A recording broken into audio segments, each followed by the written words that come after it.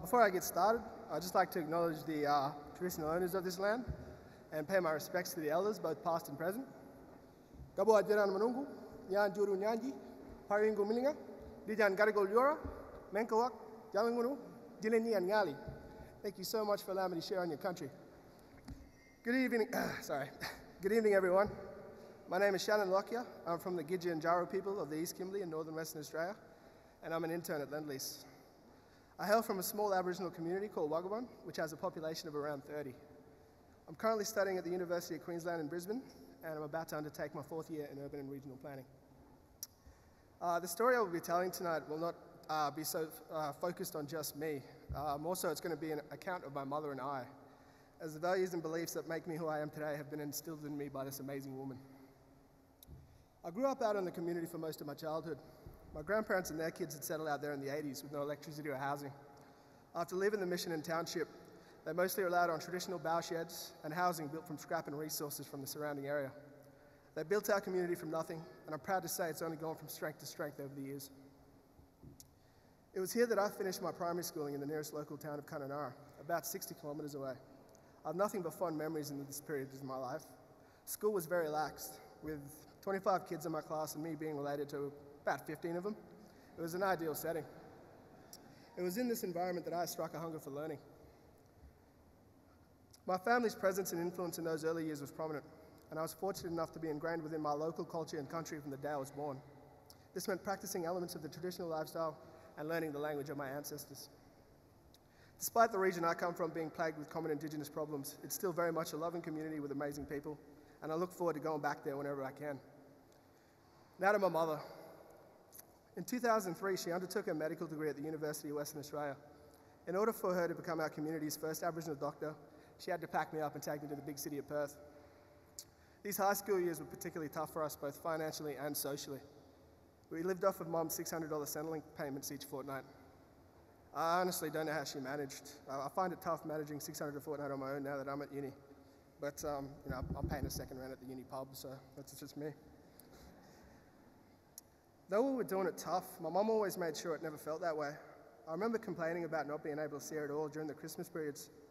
Years later, I found out that this was because she had to work through the holidays just to make sure that I could open up a present on Christmas. 2007 marked a huge time in both of our lives.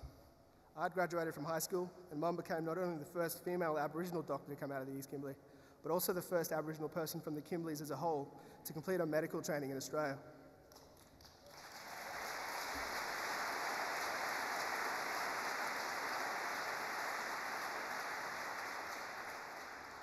Yeah, settle down, I was only high school.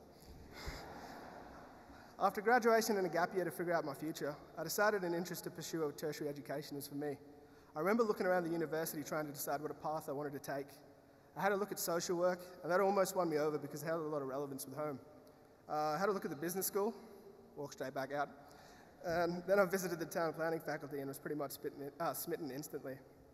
I'd like to say this was because the professor there just gave me this awesome speech and inspired me, but in all honesty, when I entered one of the workshops, I saw a group of the students working on their assignment, and they were drinking beers at the same time. Two thoughts instantly jumped into my mind. One, so this is why it takes council so long to do shit. And two, I wonder how much they earn. It reminded me of primary school, the learning part, not the drinking. Me and my cousins mucking around, learning, having fun, and building on our education without realising. If there was a uni course that made me feel at home while I was away, I knew town planning could be close enough to it. After I made my decision, I thought, surely you can't choose a future career because you saw some students drinking beer and working. And then I thought hard and remembered that's pretty much how my uncles built half of Wagabon. 80s was a different time. Safety first, kids. My family used all of its resources and knowledge on the land to establish our community. And in town planning, I found the answer to the question, how could I build upon their hard work and make Wagabon stronger and, let's just say, a little bit better? Before I was about to commence study, Mum and I faced what would be the biggest challenge of our lives. I met Mum in the hospital after a routine checkup. She was diagnosed with cancer. This was probably the most emotionally draining year I've had in my life. It meant having to put university on hold and to return home to juggle things while Mum received treatment. It was terrifying having to juggle these new responsibilities. all the while watching this disease try and rob me of one of the most greatest role models I've had in my life. Although I'm happy to say she managed to overcome this setback and I was able to continue with my degree. These various moments in my life, although as hard as they have been, I understand they have been also necessary in helping me shape me for the real world. Because put simply, it is hard sometimes. Throughout our lives, all of us here, we've all been directly affected and involved in issues that plague our people, ranging from domestic violence, substance abuse, suicide, all the way to everyday racism from both non-Indigenous and Indigenous people. Personally, for me, I refuse to let these things dictate the way I want to live, because at the end of the day, we know what we want to achieve, we know where we come from, and most importantly, we know who we are.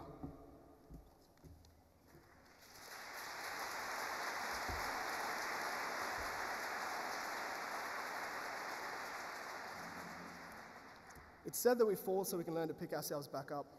I don't believe that's true. I've lived with the notion that we fall because something or someone has pushed us, and we get up to push back. We find the strength to pick ourselves off the canvas, give a cheeky little smile back to the world and say, what else you got? My internship at Lend-Lease and time with Career Trackers has helped me build on my skills and networks and beliefs that one day I will return to Wagabun and build upon my forefathers' vision for shaping our community. And more importantly, it's helped me to develop on the confidence and experience in shaping and building our community's infrastructures that will benefit my people for generations to come. Thank you to everyone who's been involved with me at Lend-Lease. You've helped me grow more and acquire new skills that will play an important role in the ongoing development of our community. Lastly, a special thanks to my mother.